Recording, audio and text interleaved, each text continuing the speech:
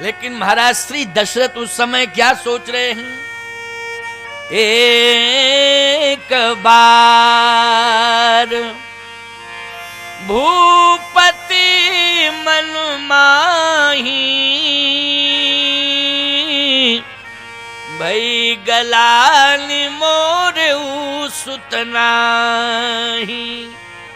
गलानी है कि मेरे सुत नहीं है। और बुढ़ापे में ऐसा क्यों सोच रहे हैं? और यदि सोच रहे थे तो किसी वैद्य को क्यों नहीं बुलाया गया? लेकिन महाराज श्री दशरथ ने वैद्य से कोई चर्चा नहीं की। एक और रहस्य की बात बतावें आपको। जब कभी संतान की इच्छा होती है ना, तो पत्नी के मन में है तो पति से वो कहती हो, पति के मन में है तो पत्नी से, पति पत्नी दोनों ही सलाह करते हैं कि नहीं करते हैं? बोलो भाई, पति पत्नी दोनों कहते हैं कि एक संतान हो जाए तो कम से कम वंश चल जाए। बोलो भाई, सोचते कि नहीं सोचते पति पत्नी? तो पहले तो पति पत्नी सोचते, तब वैद्य के पास जाते। नहीं होता है, संतान योग नहीं बनता है तो वैद्य के पास जाते हैं। लेकिन महाराज श्री दशरथ ने सुत संबंधी चर्चा पत्नियों से नहीं की, न कौशल्या जी से की, और न कैकेयी जी से की, न सुमित्रा जी से, और न राज वैद्य से। इसमें रहस्य है प्यारे, समझ लेना इस बात को। सावधान, चाहे पत्नी हो, चाहे पति हो, चाहे पुत्र हो, चाहे पड़ोसी हो, चाहे प्रेमी हो, जब परमात्मा के प्रति समर्पण होता है ना, तो वह व्यक्ति चिंता नहीं करता है, चिंतन करता है। क्या करता है? चिंतन करता है। और चिंतन स्वयं करता है व्यक्ति, किसी से कह के नहीं, किसी से प्रभावित होके नहीं, किसी को बता के नहीं। परमात्मा को प्राप्त करने वाला व्यक्ति स्वयं ही चिंतन करता है। यहां महाराज श्री दशरथ के बारे में गोस्वामी तुलसीदास जी ने यही लिखा, भाई गिलानी। और गिलानी का मतलब क्या है?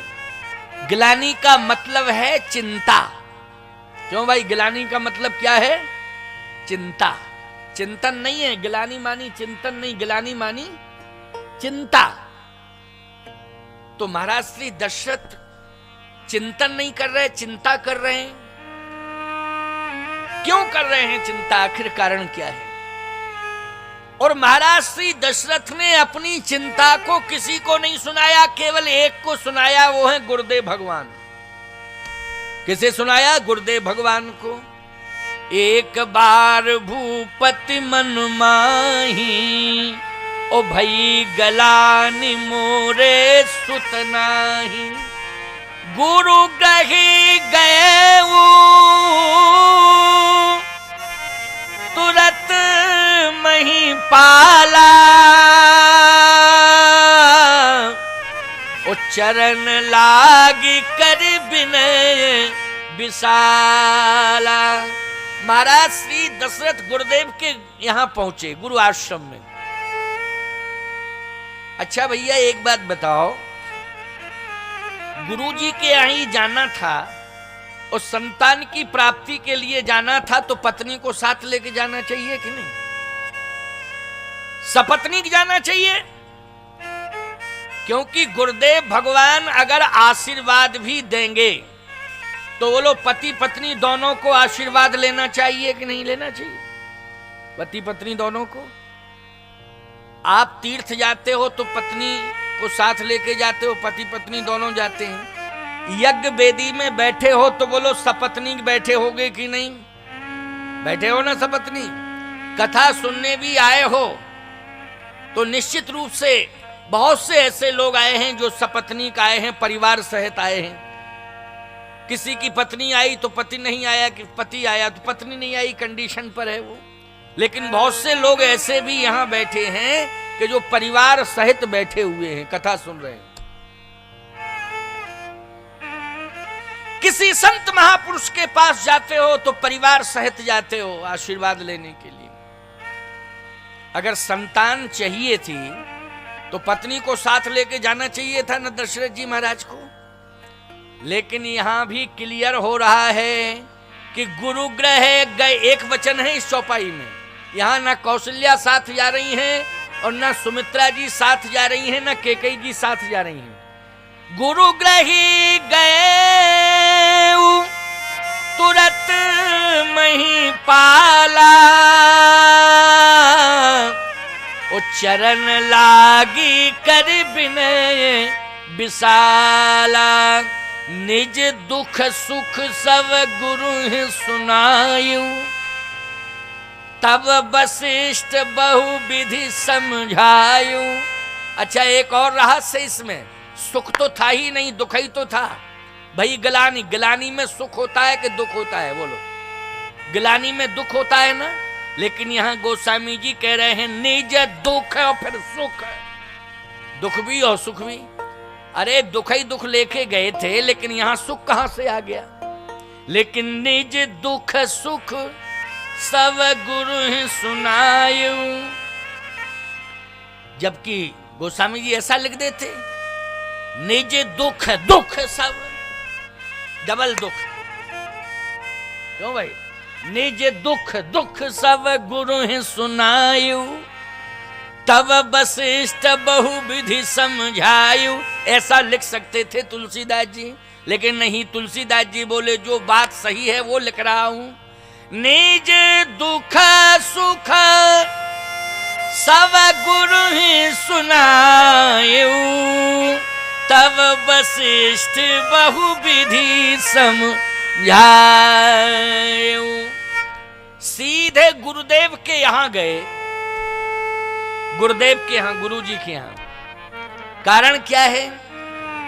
कारण यह है कि महाराज श्री दशरथ बुढ़ापे में पुत्र के लिए नहीं रो रहे थे, संतान के लिए नहीं रो रहे थे, वो भगवान के लिए रो रहे थे। आप कहो महाराज आप बड़े विचित्र अर्थ करते हो। लिखा तो यही है, भाई गलान मोरे सुत नाही, मेरे सुत के मोरे सुत नहीं। गिलानी है कि मेरे सुत नहीं है, स्पष्ट लिखा है। आप पढ़े हो, प्राण के मर्म को यदि तुम समझ लो तो हमारी क्या जरूरत है? हमको क्यों बुलाया फिर? क्यों भाई?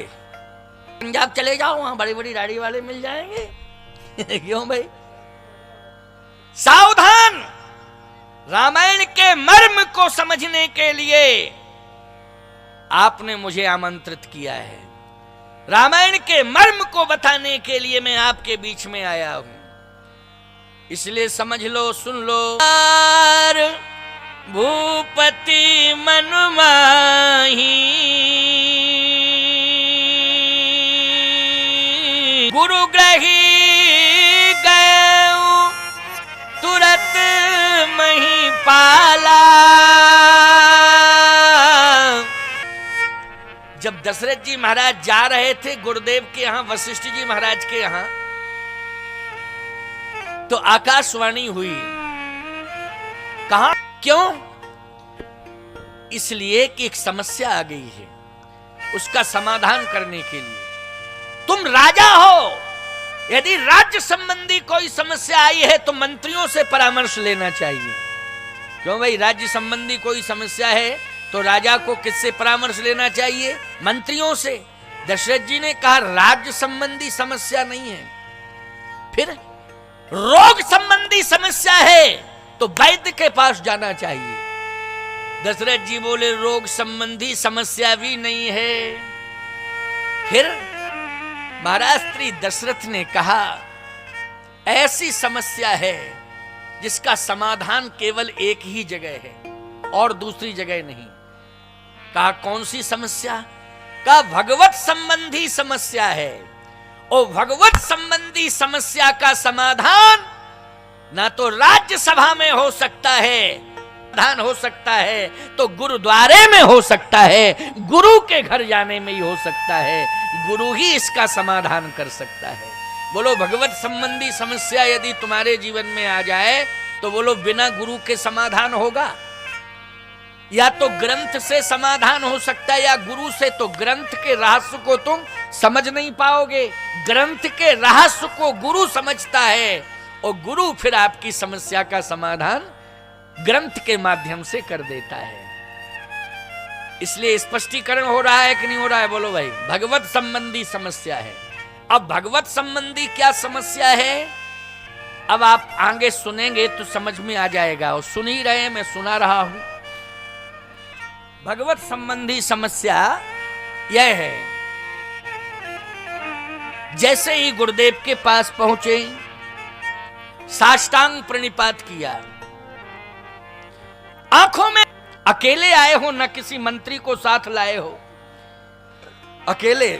अरे भैया, राजा जाता है कहीं भी तो दो, दशरथ जी महाराज अकेले गए। भैया, भगवान तो एकांत में ही मिलता है कि नहीं मिलता है? भगवान एकांत में मिलता है। भगवान गुरु के माध्यम से, जैसे यहां पर आप सब बैठे हुए हैं, यहां संख्या काफी है आपके हिसाब से, गांव के हिसाब से। अब यहां इतने लोग बैठे हैं, आप कहो महाराज हम तो समझते थे कि कथा में भगवान मिलेंगे, लेकिन आप कह रहे एकांत में भगवान मिलेंगे। तो कल आप कह रहे थे कथा में मिलेंगे भगवान, आज कह रहे एकांत में भगवान मिलेंगे, और कल और परसों में आप बताएंगे कि हरिद्वार में भगवान मिलेंगे। तो अब हमको हरिद्वार जाना पड़ेगा। फिर हरिद्वार में नहीं मिलेंगे तो आप कहेंगे कि फिर ऋषिकेश चले जाओ, ऋषिकेश में नहीं मिलेंगे तो कहेंगे बद्रीनाथ चले जाओ, और बद्रीनाथ में नहीं मिलेंगे तो फिर आप कहोगे स्वर्गारोहण कर जाओ, तो भगवान मिल जाएंगे। क्यों भाई? स्वर्गारोहण करो तो भगवान मिलेंगे। तो बड़ी समस्या है महाराज, भगवान मिल नहीं रहे। रास्ते तो आप अनेक बता रहे हैं, लेकिन नहीं, हम आपको भगवान मिलने का तरीका एकांत। एकांत का अर्थ ये नहीं होता है कि जहां कोई ना हो। एकांत का अर्थ है कि हजारों हजार हो, लेकिन उनके बीच में आप अनेकताओं का अंत कर दें। किसका? अनेकताओं का अंत कर दें, वही एकांत हो जाएगा। जब अनेकताओं का अंत आप कर देंगे तो वह एकांत हो जाएगा। उसी एकांत में परमात्मा का दर्शन हो जाएगा, परमात्मा का अनुभव हो जाएगा। इसलिए अनेकताएं जहां हैं वहीं समस्याएं हैं, है ना? अच्छा, वो लोग, व्यक्ति सल्फास खाता है तो सबके सामने खाता है कि एकांत में खाता है? बोलो। फांसी के फंदे पे झूलता है, एकांत में झूलता है कि बीच में समाज के बीच में, एकांत ही में? लेकिन वो एकांत नहीं होता, वहां अनेकताएं उसके मस्तिष्क में होती हैं। अनेकताएं उसके मस्तिष्क में उस समय होती हैं, तो वो एकांत नहीं है। देखने में लगता है एकांत है, लेकिन अनेकताओं में वो घिरा हुआ था, अनेक समस्याओं में वो घिरा हुआ था। इसलिए उसने मौत को अंगीकार किया, स्वीकार किया। अनेकताएं बहुत हैं प्यारे, लेकिन अनेकताओं को यदि दूर करना है, अनेकताओं से अगर दूर होना है, तो भगवान की कथा में आ जाओ, और कथा अगर सुन लोगे तो हजारों के बीच में भी बैठे होगे, कथा आपको अनेकताओं से दूर कर देगी, एकांत हृदय में स्थापित करके उस परमात्मा को स्थापित कर देगी। ये कथा का प्रभाव है। इसलिए महाराज श्री दशरथ गुरु के पास गए, क्योंकि समाधान गुरुदेव करेंगे। कहे निज दुख सुख सब गुरु ही सुनायऊ, तब वशिष्ठ बहुविधि समझायऊ। निज दुख सुख। दुख क्या था? वशिष्ठ जी ने कहा रो क्यों रहे हो? दशरथ जी ने कहा महाराज इसलिए रो रहा हूं कि वेद सत्य है। हां, वेद तो सत्य है, परमात्मा सत्य है। कहां? परमात्मा तो सत्य है, लेकिन परमात्मा और वेद अगर असत्य बोलने लग जाए तो दुख होगा कि नहीं होगा? वशिष्ठ जी ने कहा कि क्या बोल रहे हो? दशरथ जी ने कहा महाराज ठीक ही बोल रहा हो। इसी बात का तो दुख है कि परमात्मा भी असत्य बोल रहा है। कैसे? कहा जब मैं मनु के रूप में तपस्या कर रहा था, दशरथ जी ने याद दिलाई, जब मैं नैमिषारण्य में मनु के रूप में तपस्या कर रहा था, उस समय भगवान ने मुझे वचन दिया था। क्या वचन दिया था? चिंता मत करो, दान शिरोमणि कृपा निधि मैंने भगवान से मांगा था। दान शिरोमणि कृपा निधि नाथ कहो सतिभाव, चाहो तुम ही समान सुत प्रभु सन कवन दुराओ। हम आपके समान सुत चाहते हैं। बोलो यही मांगा था मनु जी ने। तो भगवान ने यही कहा था कि मेरे समान तो मैं ही हूं, कोई दूसरा है ही नहीं। मेरे समान मैं ही हूं, दूसरा कोई नहीं है। तो मनु जी ने कहा कि मैं आपको ही चाहता हूं, फिर आप ही सुत बन के आ जाओ। तो उस परमात्मा ने आश्वासन दिया था, अभी नहीं, तुम्हें दशरथ बनना पड़ेगा, अयोध्या के सम्राट बनोगे, महारानी शत्रुपा कौशल्या बनेंगी, अयोध्या की महारानी बनेंगी, तब मैं सुत बन के आऊंगा। आप सरिस खोजहूं कहां जाई, नृप तव तनय होब में आई, नृप तव तनय हो में आई, मैं सुत बन के आऊंगा, निश्चित रूप से सुत बन के आऊंगा। महाराज दशरथ कहते हैं वो बात मुझे याद है कि भगवान ने मुझे वचन दिया था कि मैं सुत बन के आऊंगा। इसका मतलब है कि भक्तों के कारण भगवान सुत भी बन जाता है। क्यों भाई बन जाता? किसका? भक्तों का ही सुत बनता है। भक्त चाहे कि सुत बन के आओ तो भगवान सुत बन के आ जाता है। यही बात मैंने कही थी ना कि प्रेम यदि भक्त के अंदर है तो परमात्मा प्रेम के बंधन में बंध जाता है, और प्रेम के बदले जो भी भक्त चाहता है भगवान वह सब देने को तैयार हो जाता है। इसलिए मैंने कहा था कि प्रेम में उपासना होनी चाहिए, उपासनात्मक प्रेम होना चाहिए। होना चाहिए कि नहीं? अब प्रेम में गिरावट कहाँ आ रही है? गिरावट यही आ रही है प्रेम में कि बोलो भैया संतान को माँ बाप ने प्रेम दिया कि नहीं, लेकिन संतान माँ बाप से तभी तक प्रेम करती है जब तक विवाह बंधन में नहीं बंधती। और विवाह बंधन में जैसे ही संतान बंधी, ईमानदारी से बताओ, घर में दीवार दूसरी खड़ी, बोलो उसी समय घर में दूसरी दीवार खड़ी और रसोई दूसरी बनी। बोलो बनी रसोई दूसरी कि नहीं? माँ बाप वो कहते हमारा क्या होगा? ऐसा है कि अकेले हम ही तो नहीं है, दूसरा भी तो बेटा है, उसकी भी तो जिम्मेवारी है। तो माँ कहती है कि बेटा इंतजार तो मैं उस दिन का कर रही थी कि मेरा बेटा बहू लाएगा घर में, और जब घर में बहू आएगी तो गरम गरम रोटी खिलाएगी, गरम गरम रोटी खिलाएगी, और सिर में दर्द होगा तो बहू हमारे सिर में तेल लगाएगी, जब दर्द होगा तो सिर में तेल डालेगी, भूख लगेगी तो भोजन खिलाएगी, प्यास लगेगी तो पानी पिलाएगी। सोच तो मैं यही रही थी। अब वो बालक जो है इतना विवश हो गया कि वो अलग रहने के लिए मजबूर हो गया। बोलो हो गया अलग रहने के लिए मजबूर कि नहीं? इसका मतलब ये है कि उसका प्रेम मां से दूर हो गया, उसका प्रेम पिता से दूर हो गया। जो प्रेम माता पिता के प्रति था वो प्रेम पत्नी से जुड़ गया। बोलो जुड़ गया कि नहीं? इसका मतलब है कि प्रेम में गिरावट आ गई कि नहीं? अब पत्नी कह रही होगी कि महाराज जी ये धर्म है पति पत्नी का आपस में प्रेम करें। पति पत्नी आपस में कौशल्यादि नार प्रिय सब आचरण पुनीत पति अनुकूल प्रेम दृढ़। पति अनुकूल प्रेम दृढ़।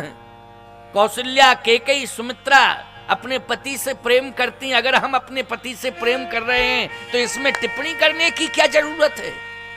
मैं टिप्पणी नहीं कर रहा हूं, मैं संदेश दे रहा हूं। मैं ये नहीं कहता हूं कि पत्नी को पति से प्रेम नहीं करना चाहिए, पति को पत्नी से प्रेम नहीं करना चाहिए। अरे पति पत्नी दोनों आपस में प्रेम करें, लेकिन पति पत्नी दोनों मिलकर के माता पिता से प्रेम करें। प्यारे, ये है प्रेम का सच्चा स्वरूप। बोलो, है ये प्रेम का सच्चा स्वरूप कि नहीं? इस प्रेम को, क्योंकि आज आप पत्नी हो, जब संतान हो जाएगी तो आपको मां का दर्जा मिल जाएगा। बोलो, मां का दर्जा मिलेगा कि नहीं मिलेगा? तो जब आपको मां का दर्जा मिलेगा तो आप भी तो आशा अपेक्षा करेंगी कि मेरी संतान मुझसे प्रेम करे। बोलो, ये आशा अपेक्षा रहेगी कि नहीं रहेगी कि मेरी संतान मुझसे प्रेम करे? आज आप पत्नी के रूप में हैं, कल उसी परिवार में आप मां होंगी, आपको मां का सम्मान मिलेगा। इसलिए मैं कह रहा हूं कि पति पत्नी दोनों को मिल करके माता पिता के चरणों में प्रेम करना चाहिए। ये धर्म कहता है। एक बात मैं और कह रहा हूं, एक पक्षी बात मैं कभी कहता नहीं हूं। बात जितनी भी कहूंगा उतनी सबके कल्याण की कहूंगा। चाहे पति हो, चाहे पत्नी हो, चाहे पुत्र हो, चाहे प्रपौत्र हो, कोई हो, सबका जिसमें कल्याण हो वैसी बात करूंगा। जीवन में एक ऐसा दिन आता है कि शास्त्र की सम्मति से प्रत्यक्ष रूप में एक नारी को परमात्मा मिलता है पति के रूप में। बोलो, मिलता है परमात्मा कि नहीं? पति के रूप में उसको क्या मिलता है? परमात्मा मिलता है। और एकांत में नहीं मिलता है, 33 करोड़ देवताओं के समक्ष मिलता है। मंडप के नीचे अग्नि भी साक्षी होती है, देवता साक्षी होते हैं, समाज के लोग साक्षी होते हैं, रिश्तेदार साक्षी होते हैं। बोलो, होते हैं कि नहीं होते हैं? और सबको साक्षी बना करके तुम्हें एक परमात्मा मिल गया। वो इंसान के चोले में होता है, लेकिन भाव की भूमिका में वो इंसान नहीं, एक पत्नी के लिए परम भगवान होता है। बोलो, होता है ना? पत्नी के लिए क्या होता है? भगवान होता है। और यहां तक संत तुलसीदास जी महाराज कहते हैं, एक ही धर्म एक व्रत ने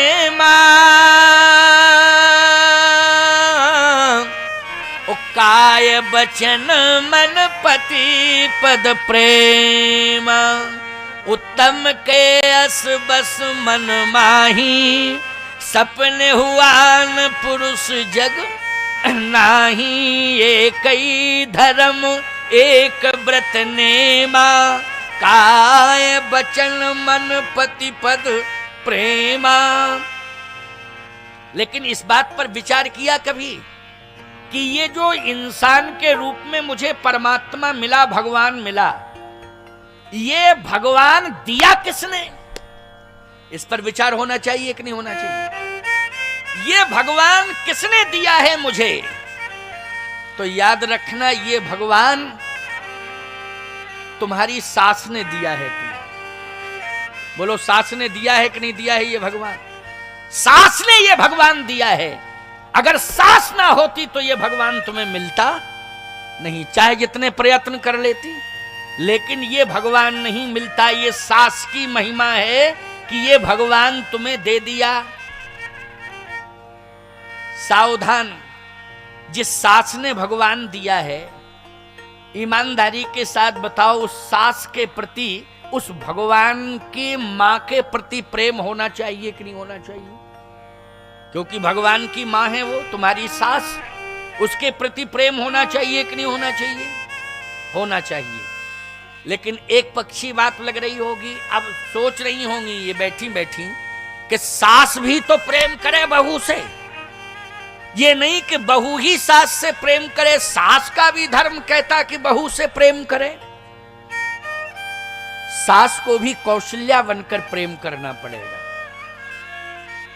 बहू यदि घर में आई है तो कौशल्या की दृष्टि यही है कि ये बहू नहीं बेटी आई मेरे घर में। कौन आई है? बेटी आई है। और सीता जी का ये दृष्टिकोण है कि ये मेरी सास माता नहीं है, ये मेरी तो जन्म देने वाली मां से भी बड़ी माता है, इसलिए मेरा समर्पण इनके चरणों में होगा। बोलो भाई, ये कितनी सुंदर बात है, कितना प्यारा संतुलन है। इसलिए मैं कहता हूं वधू लड़किनी पर घर आई, राखों नैन पुतरी की नाई। महाराज दशरथ स्वयं कह रहे हैं कौशल्या जी से। इसलिए बहू को तुम बेटी समझो और बहू सास को केवल सास ना समझे, वो जन्म देने वाली मां से भी ज्यादा महत्वपूर्ण समझे कि ये मेरी जन्म देने वाली मां से भी ज्यादा महत्वपूर्ण है। क्यों? इसने मुझे भगवान दिया है। क्या दिया है? भगवान दिया है। अगर ये विचारधारा सास बहू की हो जाएगी तो मैं दावे के साथ कहता हूं उसी घर में राम का जन्म हो जाएगा। निर्गुण निराकार ब्रह्म सगुण साकार बनकर उसी घर में आ जाएगा। अगर ये विचारधारा बन जाए सास बहू की, ये विचार सास बहू में आ जाएं, तो निश्चित है कि राम आएंगे कि नहीं आएंगे। सीता भी आएंगी घर में और राम भी आएंगे। राम सीता तो प्रेम के कारण आते हैं, संपत्ति के प्रभाव से नहीं आते हैं। सीताराम जी किसी पद के प्रभाव से नहीं आते हैं। सीताराम जी तो भक्ति के प्रभाव से आते हैं। बोलो, आते हैं कि नहीं आते हैं? इसलिए ऐसी भक्ति होना चाहिए कि सास बहू में ऐसा सकारात्मक दृष्टिकोण होना चाहिए कि बहू जो है सास को अपनी जन्म देने वाली मां से भी ज्यादा महत्वपूर्ण समझ ले, और सास बहू को बहू ना मान करके बेटी मान करके बेटी के दृष्टिकोण से स्वीकार कर ले कि ये मेरे घर में बेटी आई है। अच्छा, इसमें एक फायदा और है। क्या फायदा है? हर माँ अपनी बेटी से प्रेम करती है। ऐसी संसार में कौन माँ है जो अपनी बेटी से प्रेम ना करती हो? हर माँ प्रेम करती। अच्छा, माँ ये भी सोचती है कि मेरी बेटी अभी मेरे पास है, लेकिन एक दिन ये ऐसा आएगा कि हमसे दूर होगी। बोलो भैया, जब उसके हाथ पीला करने का समय आता है तो वो बेटी दूर होती है कि नहीं होती है? लेकिन जब बेटी दूर होने लगती है तो मां का एक ही भाव बन जाता है। क्या? कि हे भगवान, जिस तरह से मैं बेटी को प्यार दे रही हूं, जिस घर में ये बहू बन करके जाए उस घर में इसको बहू नहीं बेटी के समान प्यार मिले। बस यही मेरी मांग है, यही मेरी प्रार्थना है। तो इसका मतलब है कि आप भगवान से यही मांग रही हो कि मेरी बेटी जिस घर में बहू बन करके जाए उस घर में उसे बेटी का प्यार मिले, बेटी मान के रखा जाए। तो कल्पना करो, यदि आप ऐसा मानोगी, यदि ये विचारधारा जिस दिन आपके अंदर आ जाएगी कि आप दूसरे की बेटी आपके घर में बहू बन करके आई है, अगर आप उसे बहू ना मान के बेटी मानोगी तो आपकी बेटी जिस घर में बहू बन करके जाएगी उसे बहू नहीं, वहां बेटी ही मान करके प्यार दिया जाएगा। लेकिन आपको ऐसा करना पड़ेगा कि दूसरे की बेटी बहू बन के आई, उसे बेटी मानना पड़ेगा। अगर इस तरह का संतुलन बन गया तो निश्चित रूप से राम जी को आना ही आना है, किसी ना किसी रूप में राम को आना ही आना है। अथवा आपकी संतान राम का विचार लेकर के आएगी, राम का आदर्श लेकर के आएगी, आपकी संतान महान बनेगी। इसलिए कहता हूं कि विचारों में संकीर्णता नहीं होनी चाहिए, विचारों में उदारता होनी चाहिए। तो आज महाराज श्री दशरथ यही तो कह रहे हैं। गुरुदेव, मनु के रूप में वचन दिया था, मैं मनु था, उस समय परमात्मा ने मुझे वचन दिया था कि आप सरिस खोजहूं कहां जाई, नृप तव तनय होव में आई। मैं बेटा बन के आऊंगा, लेकिन अभी नहीं। ते दशरथ कौशल्या रूपा। और ये बात केवल मुझसे ही नहीं कही, ये बात 33 करोड़ देवताओं से भी कही थी। जन डर पहु मुनि सिद्ध सुरेशा, तुम तुम्हि लागी धरि हो नर भेसा। तुम्हारे कारण मैं नर बन रहा हूं। नारायण से क्या बन रहा हूं? नर बन रहा हूं। लेकिन नर बन के आऊंगा कहां? ते दशरथ कौशल्या रूपा, कौशलपुरी प्रगट नर भूपा। और तिनके ग्रही अवतरी हो जाई। क्यों भाई, संदेह तो नहीं है? स्पष्टीकरण हो गया। अब कोई संदेह नहीं बचा, स्पष्टीकरण हो गया, क्लियर हो गया कि तिनके ग्रह अवतरी हो जाई। लेकिन किनके ग्रह अवतरी हो जाई? ते दशरथ कौशल्या रूपा, कौशलपुरी प्रगट नर भूपा। तो महाराज दशरथ कह रहे हैं कि मुझसे कहा नैमिषारण्य में, और संत महात्माओं से भगवान शिव को साक्षी करके कहा कि मैं नारायण से नर बनूंगा। लेकिन नर तो बनूंगा, लेकिन अयोध्या के सम्राट के यहां पुत्र बन के आऊंगा। 60,000 वर्ष की आयु हो गई, अभी तक नहीं आया। अच्छा बोलो, पुत्र के लिए रो रहे कि परमात्मा के लिए? पहले ये बताओ, है? परमात्मा के लिए रो रहे? क्लियर हो गया कि नहीं हो गया?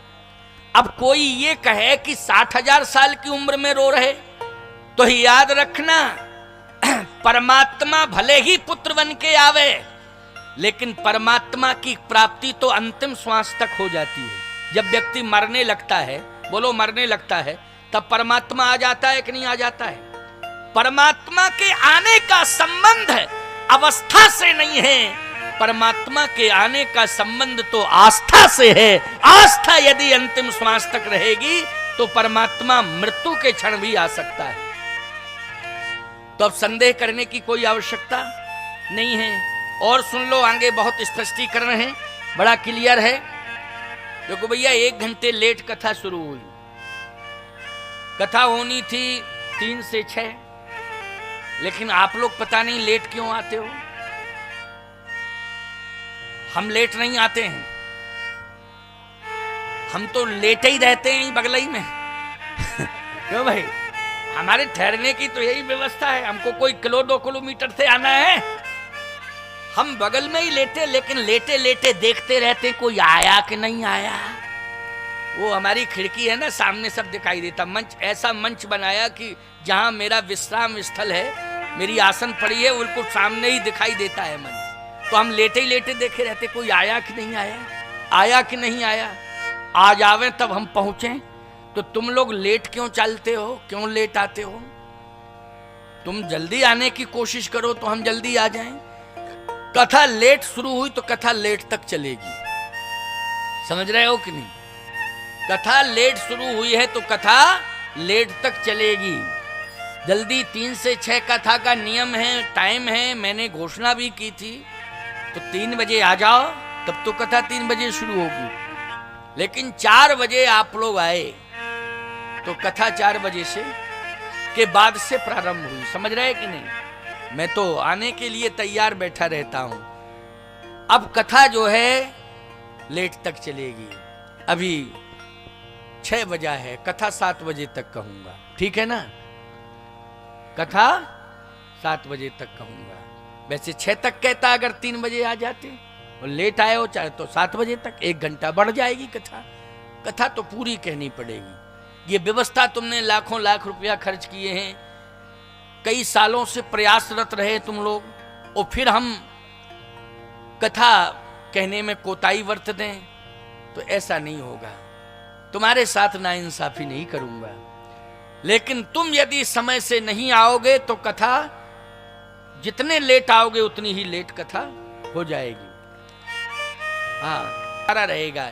इसलिए प्रयास करो कि समय से आया जाए। वैसे बहुत अच्छा वातावरण है, शीतल वातावरण है, हवाएं भी तेज नहीं है। क्यों भाई, बहुत आनंद से। पहले ही दिन थोड़ी समस्या हुई थी, लेकिन अब तो बहुत बढ़िया माहौल बन गया है, बहुत बढ़िया मौसम हो गया है। और शांति से, वैसे तो बहुत शांति है, थोड़ी बहुत नहीं है, काफी शांति है, परम शांति है। और सबसे बड़ा आश्चर्य तो ये है कि माताएं, बहनें, बेटियां यहाँ बैठी हैं, बहुत शांत बैठी हैं। नहीं, ये कहाँ शांत बैठती हैं, इतनी संख्या में आ जाएं, है नहीं, ये शांत नहीं बैठती, लेकिन यहाँ आश्चर्य है कि शांति से बैठी हैं और बड़े प्रेम से सुन रही हैं। दो बैठ जाएं एक साथ तो शांति से नहीं बैठती।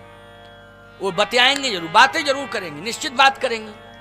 कुछ नहीं होगा तो यही, और बहन क्या हो रहा है, ठीक है, क्या कर रहे हैं आजकल, वो क्या कर रहे हैं, बिजनेस कर रहे हैं, व्यापार कर रहे हैं। अच्छा अच्छा अच्छा, काय का बिजनेस कर रहे हैं? बिजनेस भी होता ना कई प्रकार का। काय का बिजनेस कर रहे हैं? उन्होंने तो शक्कर, घी, तेल, गुड़, चावल, इन सब का धंधा शुरू कर दिया है। खान पान, अच्छा अच्छा, खान पान दोनों, हाँ, कह खान की व्यवस्था है, खान पान। तुम्हारे क्या करते हैं? कह हमारे तो पान ही पान की व्यवस्था किए हैं, खान कुछ नहीं है। अरे पान में क्या करते हैं, कौन सा धंधा? बोले शराब के ठेकेदार हैं पूरे जिले के। बोलो, एक का पति चीनी बेच रहा है, गुड़ बेच रहा है, क्यों भैया, घी बेच रहा है, तेल बेच रहा है, और एक का पति शराब बेच रहा है पूरे जिले में। अच्छा अच्छा, तो तुम्हारे बच्चे कितने हैं? गुड़ तेल चीनी चाय वाली ने कहा कि हमारे बच्चे हैं 4। बच्चे क्या करते? कहे बस पूरा धंधा बिजनेस की जो आमदनी हुई बच्चों में ही तो लगा दी। 2 बच्चे, 4 बच्चे हैं। बोले 4 करते क्या हैं? बोले 4 बच्चे, 2 बच्चे डॉक्टर हो गए हैं और 2 बच्चे मास्टर हो गए हैं। अरे बहुत बढ़िया रहा, तब तो धंधा साकार हो गया। क्यों भाई, 2 डॉक्टर और 2 मास्टर। अच्छा तुम्हारे क्या करते हैं? बोले जिले में पूरे शराब की सप्लाई करते हैं। अरे बच्चे कितने हैं? बच्चे तो हैं 8। 8 हैं? कहे हाँ, क्योंकि शराब का धंधा है, होश होवे तब ना। बोले बच्चे 8। अरे 8 हैं तो करते क्या है? कहे 4 सेंट्रल जेल में और 4 फरार। अरे राम राम राम राम। अच्छा बोलो भैया, ऐसे तो बिना संतान के ठीक है कि नहीं, कि 4 सेंट्रल जेल में पड़े हों, 4 फरार हों। तो समस्या इस बात की है कि आश्चर्य है, ये कथा का प्रभाव है। कथा सुनने में जिस तरह से भाव भंगिमा होनी चाहिए, भाव मुद्रा होनी चाहिए, वो पूरा असर मातृ शक्ति पर आ गया है। मन की एकाग्रता है, आपस में शांति से बैठ के कथा सुन रही हैं। यही तो सभा का सच्चा स्वरूप है, यही है संस्कारों की पहचान। इसलिए सुनिए ध्यान से, बहुत अच्छी बात बताने जा रहा हूं। बहुत महत्वपूर्ण बात है कि वशिष्ठ जी महाराज से यही तो कहा महाराज दशरथ ने कि भले ही मैं 60,000 साल का हो गया हूं, लेकिन गुरुदेव सारी दुनिया ये समझ रही है कि दशरथ संतान मांगने गया है। दशरथ संतान मांगने नहीं, भगवान को मांगने गया है। भगवान ने कहा था कि मैं संतान बन के आऊंगा, पुत्र बन के आऊंगा। इसलिए वो पुत्र बन के आ जाए, लेकिन